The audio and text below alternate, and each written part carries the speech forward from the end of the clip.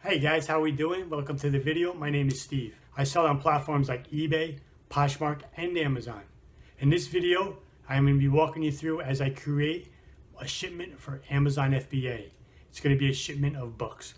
Now with Amazon, you're going to hear terms FBA or Merchant Fulfilled or FBM. FBA stands for Fulfilled by Amazon. That means you take your products and you enter them into your inventory online. You have to put new SKU barcodes on them and you ship them to Amazon. Once the item sells, Amazon packs, ships, and does the customer service. Fulfilled by Merchant or FBM is I keep the products with me, whether you have a warehouse, your home, an office, whatever, and when the item sells, I have to pack and ship it. So I'm going to be doing a shipment of books. Now, just because these are books, this process carries over to any product. You still have to price it, enter it into your inventory in the Amazon Seller Central, relabel them with a new barcode, pack them, and ship them. So even though they're books, the process is the same. So we're going to hop on the computer and we're going to walk through the steps to enter your inventory and build that shipment. Okay, so we're inside Amazon Seller Central. To add your products, you want to come over in the top left where it says inventory, scroll down and click add a product. Now right here, if you have a regular product that is not a book, you would enter the number off the barcode. So I put my cursor here and I'm going to scan my barcode. It automatically populates it and it's going to pull up the book. And here it is. And it gives you the drop down and I'm going to click sell yours. And bring you to this page where you can enter in your information. If you want a custom SKU, you enter it here. I use a custom SKU. With the date, I number each book, so this would be book 1 for that date. Very good condition, and I paid 50 cents. From doing my research, I know I'm pricing this book at $42.42, so I'm matching the current, and this is going to be a very good condition. Now on the bottom here, fulfillment channel, Amazon will ship and provide customer service. If you're going to be doing FBA, that's what you want. If you're going to be keeping these and shipping them yourself, you would click the top button. I will ship this myself. So that is done. I'm going to click save and finish. It's going to send you to this page. If you have more products, do not click save and continue. Go back up to inventory, click add a product, and it's going to bring you back to that same process. So then you would just enter your SKU off your next product, scan an ISBN number, auto-populates it, and you repeat the process. Now, one thing to be careful of when you do this, sometimes there are different variations of your item. So to be sure when you click sell yours, you are choosing the correct variation. And as you do these are adding to your inactive list. So it's going to be in your inactive inventory list as you add these products. Now once you're done entering all your items in, go back up and hover over inventory and then click on manage inventory. So now that you're here, you can see status is either all, active, inactive. You can go to the inactive page or you can just leave it at all. And your first ones will be all the ones you just entered. Make sure you are checking off the correct boxes. And we're going to check off, you see it says inactive out of stock, because I have not activated these yet. So I'm going to go through and check all the ones that I just added. Now that I have all my boxes checked off for the ones I just entered, and I know there was 26 items, and just to confirm right here, action on 26 selected. I'm going to click on that, and I'm going to go and click on send/replenish inventory. This box is going to pop up. You have selected 26 listings. Do you want to continue? As long as you know, keep track of how many items you have, you know that is correct, hit yes, continue. You'll be sent to this page where it's going to display all the items you entered. Scroll down below, click convert and send inventory. You will be directed to the send replenish inventory. Over here on the left, you can see create a new shipping plan. So you want that marked off. We're going to be sending individual products. And you click continue shipping plan. It's going to bring you to this page and it's going to have your list of items with blank boxes for units. This is where you enter how many of each. So I am only sending one of each unit. You can put one, and it autofills all of them. You can scroll through, always confirm everything to be accurate. Once it's accurate, you see at the bottom 26 units, and that's what I have. Click continue. Your next page will be here. If there's any prep information that Amazon wants you to do specifically for your items, you'll be told here. If not, in this box, I am going to be prepping. Scroll down and click continue. It will bring you to this page. Now from here is where you're going to print your labels.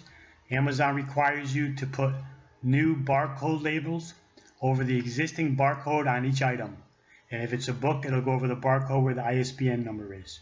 So we have to print new labels for all your items to be sent in. And this makes sure that the number of labels to print in this box matches your number of units. Always check your work, because you don't want any mistakes when you get to the end. So we scroll down, everything looks good. Now here's where you choose your labels. I use 30 up labels, which is a sheet with 30 labels on it, and I use it in a regular printer. I don't do thermal for these. So I'll just click print labels for this page. Now depending on your settings, mine creates a PDF file, and when I open it, here is my label sheet. So I would print it from there. Okay, now in case you are confused about what I mean when I said 30 up labels, here is the package. These are the Avery, and there's 30 stickers to a sheet. See, they're all little barcode stickers.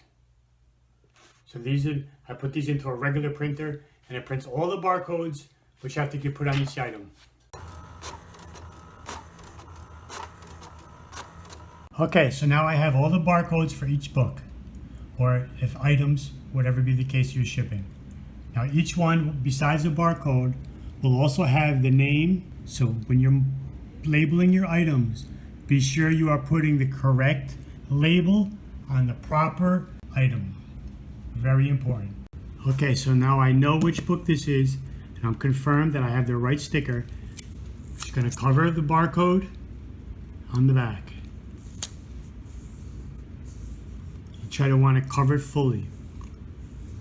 Now you might run into an issue where some barcodes are pretty wide, and what I've done when that has happened, I will take blank labels and cover half of it first, and then put my barcode over the other half.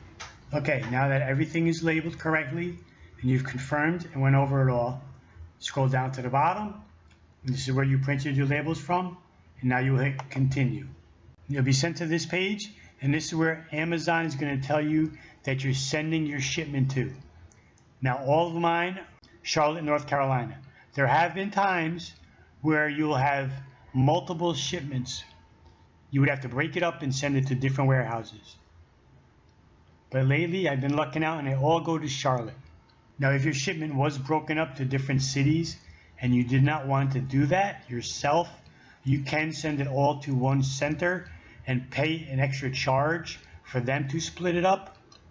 I believe it's somewhere around 25 cents per item, but I'm not exactly sure. I've never paid to have them do that. So once you agree and you're okay with where they're going, just hit approve and continue. You'll go to this page, and on the right side you will see 26 SKUs, 26 units, going to Charlotte, North Carolina. Click work on shipment. Now it will send you to this page. This is where you're going to select your carrier, UPS or FedEx. I suggest you check both to see which is cheaper for you. Maybe for where I live, it is just cheaper to use FedEx. So over here, small parcel delivery, I'm going to check FedEx as my carrier of choice. Then I'm going to scroll down, and right here, box content, I am going to select everything in one box. Say you had more than the limit. Now you can only have a box that is 24 by 24, and you can only send 50 pounds max. So if you had more than that, and you had to use 2 boxes for your shipment, then you would select more than 1 SKU per box, total 15 boxes or less. But for this, we are putting everything in one box.